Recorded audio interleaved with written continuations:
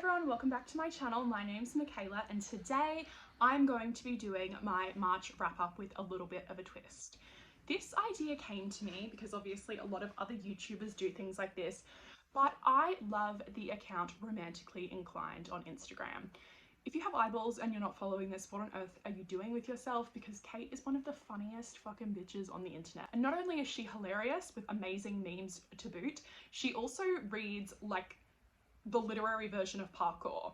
Like she's on Orc Dick and then she's reading alien stuff, and then all of a sudden we're over here, it's just a cute contemporary romance by Tessa Bailey, her self-declared best friend. Oh look, we're now on like gay Russian hackers. It's like, it's amazing, honestly. So when I conceived the idea for this, in like Kate terms, this is 3 centuries old because this list of books, I did fall into a little bit of a hole myself, which is I think what happens to Kate. Like she sort of gets into something and then she's like, wow, this is amazing, I'm gonna read absolutely everything available.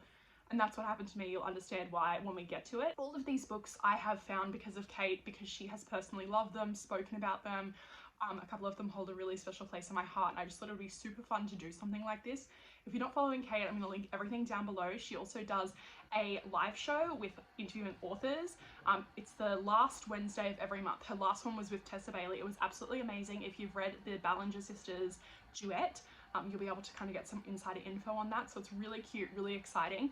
And I will get on with the books. I'll tell you what I thought of them and tell you kind of how I came across them because of Kate. So the first book I read was Weather Girl by Rachel Lynn Solomon. This is a really great book. It follows Ari. She is a meteorologist working as a weather girl in the Pacific Northwest. So obviously she's got a lot to talk about in terms of weather events there. So Ari has sort of stagnated in her career. While she was inspired by Torrance Hale to pursue her dream to do this, Torrance is now her boss of sorts, who kind of just defers everything to Ari. It's not really like a disrespectful relationship, but it's definitely that Ari should probably be progressing, but Ari's got the personality type where she's just like a people pleaser. Ari does suffer from depression. It's something that she has in common with her mother, so there's a real sort of anti-Gilmore Girls kind of thing going on in this book, of confronting the fact that you don't want to be exactly like your mother, and that sort of dynamic between the mother and daughter, which is really interesting to read now that my daughter's getting older. Because obviously you can't like project these things onto your kids. She's definitely sunshine in human form, and there is a news broadcaster, Russell, who she's kind of cordial with, you know, says hello, and when they are the last two standing after an incident at the Christmas party, they both discover that they're actually both Jewish, which is really funny, and they kind of hatch this scheme to get Torrance, Ari's boss, like back together with her ex-husband, who is Russell's boss within the news station that they work at. It's basically like The Parent Trap with fucking. I think this is just a really sweet book. There are some heavy sort of topics, but you can tell that the author has really experienced these things. It's not like a wish fulfillment in a way, it's just that the author understands these characters because she herself has also experienced these things. I think that it's a deeply personal look at how people deal with their own mental health issues. I mean, I know I've been honest with my mental health issues on this channel in the past. I just found this one really beautiful. I think that the characters really understand one another. I think that there's a lot of respect in the relationship. I just really enjoy this one. I definitely think you should pick it up. I know that Kate got an arc for it. I was like, oh my god, I need that book. So it was immediately on my list. So that is why I picked up Weather Girl first in my Romantically Inclined read along. This next book was a reread for me, and when I first heard about this book from Kate, she had read it 3 times in 1 week. So she'd finished it and then started reading it again, and then by the time I saw her Instagram story, she was like, I'm just rereading my favorite parts from it, meaning the whole book. So it is Gone Too Deep by Katie Ruggles. This was like the defining book. This was when I read this. So it is the 3rd book in the Search and Rescue series. You have to read the first 2 books because there's sort of like, it's romantic suspense. There's an overarching plot with like murder, drug dealers. It's really good, amazing character. George Holloway. If things don't work out with Ellie, you know where to find me, babe. He is a virgin hero. We love that. I love a virgin hero moment. It's kind of like one of my things. So when I heard her talking about this book, I was like, right, straight away I read the first 2 books, and like admittedly this one is definitely my favorite. I rated it 5 stars when I reread it again. I think this is the 3rd time I've read this. It's just one of those books that you just sort of go, oh my gosh, yes. So it follows Ellie. Ellie's father is having a mental health incident, and he is basically escaping to the town near where everyone else is in this book. Ellie's a city girl. She's from Chicago. You know, she doesn't know how to do anything. Like, she shows up wearing high-heeled boots, but she's someone who understands that she needs help. Like, she's not one of those dumb characters that's like, I can do it myself. No, she knows that she needs the best person for the job. So she meets the search and rescue team. Lou from the first book is kind of not like a busybody, but she's sort of just, you know, like, she's in everyone's business. So like, maybe a busybody, no. Like a busybody in the best sort of way. It's a guy who is kind of like a bit weird, a bit like gross, and he's like, oh, I can take you up the mountain, and then George is like, I take her up mountain. Like, he's a man of very, very few fucking words, our George Holloway. I won't tell you much else without spoiling things, but Ellie is definitely a very capable woman who really trusts that she needs help, and she's not afraid to ask for it, and I really enjoyed that dynamic of their relationship. It's just the sweetest goddamn book, with all the murder and like weird shit going on in it. It's just amazing. I would strongly suggest picking up the Katie Ruggles Rocky Mountain Search and Rescue series, but like, book 3 will be your favorite, because if it's not, we can't be friends. Talking about Russian gay hackers, sorry, I lied. This guy was just in Siberia at the start of the book. It is Bad Habits by Only Jane. So we open up in this book with Caspian. Caspian is a 23-year-old computer hacker from New York. He has been locked in a room with a Turkish man for 5 weeks. Really want to underline that. And the guy's been watching the same porno, like, on repeat. Caspian's just like, for fuck's sake, like, the internet's a big place, guy. Like, we can find you something better. So after Caspian manages to hack into this system, the room is just like shot full with bullets, which is kind of a great way to open a book. I'm not gonna lie to you. It was really suspenseful and amazing. And then we sort of flip-flop between Caspian and Jonah's point of view. So Jonah is a contract killer, and Caspian and Jonah, they sort of have some history. They haven't seen each other in a long time. I think maybe since Caspian was 17. It's really underlined though that like nothing happens between them. Like, it's definitely like a lot of push and pull, but so this involves murder and cyber crimes, and I think it's very firm that Jonah explains that his feelings for Caspian don't start until Caspian turns 18. It's a really quick, steamy male-male romance with really morally grey characters that's the start of an interconnected series, so I'm definitely going to continue on with it because I fell into a hole of the next author, which I know that Kate fell into the hole like earlier. So she fell into an Only James hole where she's like read everything by Only James. So like, that's probably like me. Like I said, like, Kate is like 3 centuries ahead of the rest of us, you know, like, she is like on to the next thing, baby. She's already like back on something, you know what I mean? Like, she's not where we are. We're here, Kate's like there. So I'm waiting for my Only James era to begin because I fell into the Ice Planet Barbarian hole. So I had to pick this one up in print because I thought that it was just the prettiest cover, and that is Barbarian Alien by Ruby Dixon. Oh my gosh, I loved this one. This is Liz and Rahosh. They are the second couple, and it was like super duper frowned upon what Rahosh does. So he basically steals Liz because he could tell that he was going to resonate with her. Now, unfortunately, Rahosh's father did something similar to Rahosh's mother. It's really, really frowned upon. Liz, by the end of the book, these are like not spoilers, guys, because let's be real, like, we all know that like they're gonna bone, they're gonna make a baby. Do you know what I mean? Like, it's just breeder kink, all of these books, with alien dicks, of course, we love that. I've also been doing some really weird fucking reels and shit on my Instagram. I'll link it down below. I'll also put it across the screen if you want to follow me on there to see all of the weird Ice Planet Barbarian content that I've been churning out. It's been a lot, honestly, but you know what? I am who I am. Isn't my father proud of that? It was on the Ice Planet Barbarian bullshit like a really, really long time ago, like probably like as they were being released, because like Kate is just that ahead of the game. Like, we stan a Virgo queen, do you know what I mean, Jelly Bean? So after reading that one, I did Ice Planet Honeymoon, which is Georgie and Vector's novella. It's in the first book up there. It's just a quick little thing. It adds a lot to the story. I do think that the novellas are quite important. I did read a whole bunch of them this month, purely because it kind of describes the culture shock. A lot of the other couples who don't get full-length books sort of have like a quick little slice of life kind of thing going on. So this one was explaining how Georgie wanted to go back to the original ship and bury the girls who didn't make it to the caves with the subcool. Then we did Barbarian Lover by Ruby Dixon, which is like Haku and Kira's book, and I absolutely love this one. This is a Grumpy Sunshine book, but like, Kira is the grumpy. She is the girl from the first book who had this implant put onto her ear, which could translate alien languages, and basically it transmitted a frequency that said the aliens who had initially dropped them back, the little green men, as the survivors and the human women call. She's like, shit, they're coming back, and she does go pretty stupid because she thinks that she can just like get away, but it's like, they obviously can track you, like if they have this thing in your ear. Anyway, So Ihako he's like really just funny, nice, lovely person. He's always sort of gravitated towards Kira, and Kira's kind of had no part in it. We've got Harlow with us in Barbarian Lover, and she's gone to the Elder's Cave. She's a little bit like kind of, you know, mechanically minded. It's all gonna be great. She's like gonna be a big part in this, obviously. They all are, because, you know, they're women, they've got vaginas, and they're all ready to be mated. Harlow hasn't resonated with anyone, so another hunter goes along with them just as like protection.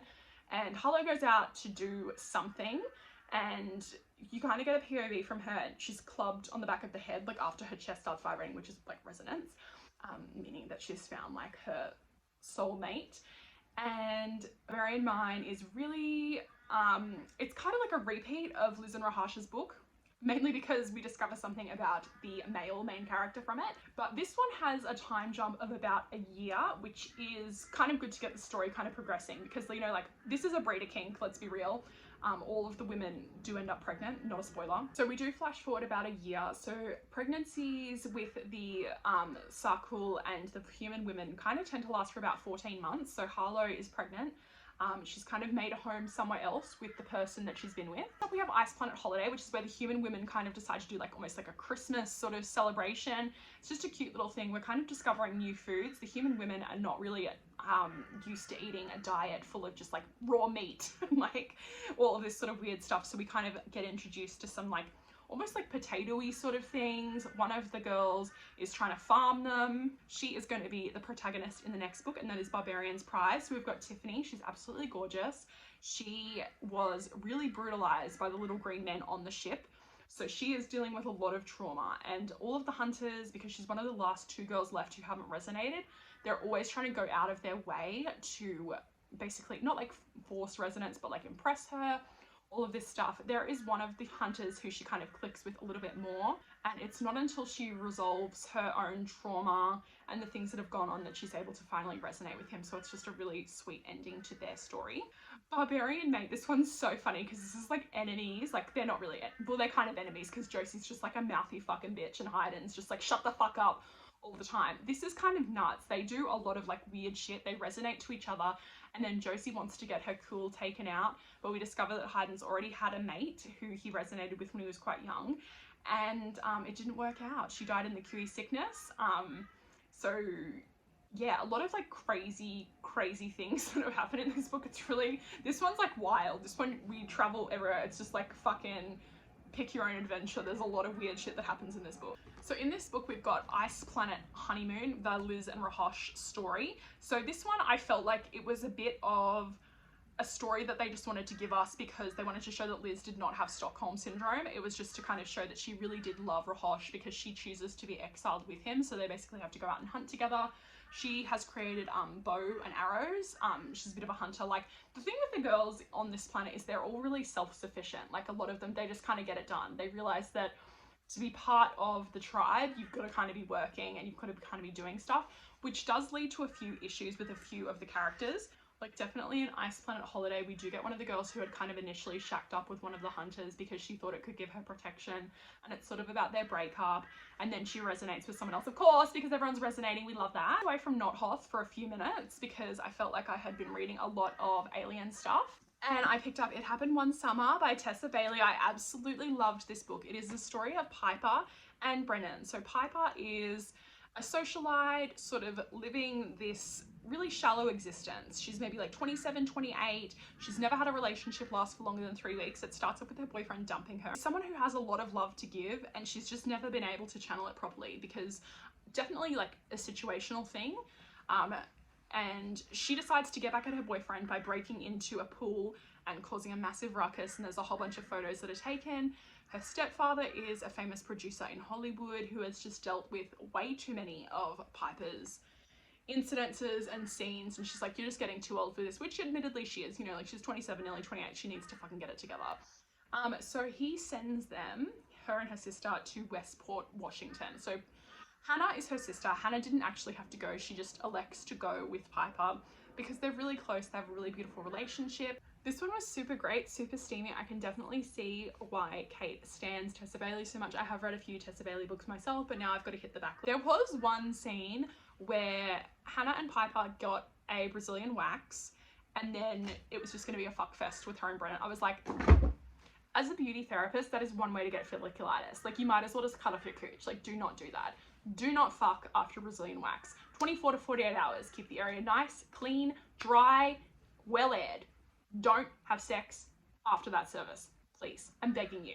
I'm begging you, because I'm the one who's gonna have to dig out the fucking ingrown hairs, okay? So then we got back to the ice planet Barbarian hole. You know, you can't leave, not hot for very long, you've got to go back immediately. So I read Having the Barbarians Baby. So this is Megan's book. She was the most annoying fucking bitch ever. She was the worst. Her, like, mate is a hunter, and he, like, didn't have to leave the cave for a whole bunch of things. She was just, like, needy and clingy, and she knew she was needy and clingy. And the fact that everyone made concessions to her, like, fuck her, bitch. Like, I don't want to hear about her ever again. So, Megan, if you're watching this, fuck you. Next up was the novella Ice Babies, and this follows Nora and Dagesh. So they had twins, Elsa and Anna. And let me just say, I fucking hate those names, mainly because Dagesh, like, in his monologue, he couldn't even pronounce his own kids' names. It's like, why do that to a man? And, like, why bring fucking Frozen into this? Like, have we not fucking let that shit die? Like, last book that I read in the month is because Kate was doing a live stream with Tessa Bailey. Although, like I said before, it's super amazing, and you got some really great insight kind of like past the epilogue of this book. That is Hook, Line and Sinker. I fucking loved this. This was a really good examination of toxic masculinity and also kind of breaking generational trauma without it sounding like that deep, because like it is that deep, but it's also not that deep. Do you know what I mean? So this is about Hannah. Hannah is Piper from the first book's little sister. She is a production assistant, and she has kind of gotten to where she is. Like, she's still essentially holding, you know, straws for asshole actors, and it's kind of like an indie sort of place that she does it for, but she's gotten there without the use of her last name. If I could say anything, she'd be like Lexi in season 2 of Euphoria, how she's like, I feel like a side character in my own life. Like, she's not the main character. She doesn't have that sort of energy to her. And Fox is Brennan's second in command from the first book, is just like a womanizer. But of course, Fox has feelings for Hannah, and ever since he's met her, he hasn't sort of done the things that he's expected to do. He really does feel like a lot of that comes from people saying things like, oh, you look so much like your dad. Oh, you're going to be a heartbreaker when you grow up. Like, he never had an opportunity to be anything else than what he is now because of the expectations that people had put on him due to him just looking like his father, who was just a total cad and a womanizer. I thought that this book was amazing. It was also really great to watch the live show with Tessa Bailey. Really, really interesting conversation that the two of them had. I implore you to watch it. Like, I think that you just really enjoy it. You get a lot out of it. The thing that I read while I was trying to be like Kate from Romantically Inclined, honestly, her reading taste is like 10 out of 10 impeccable. I'm always getting new books to read because of Kate, and honestly, I feel like she is just the queen of recommendations. If you're not following her, everything's gonna be linked down below.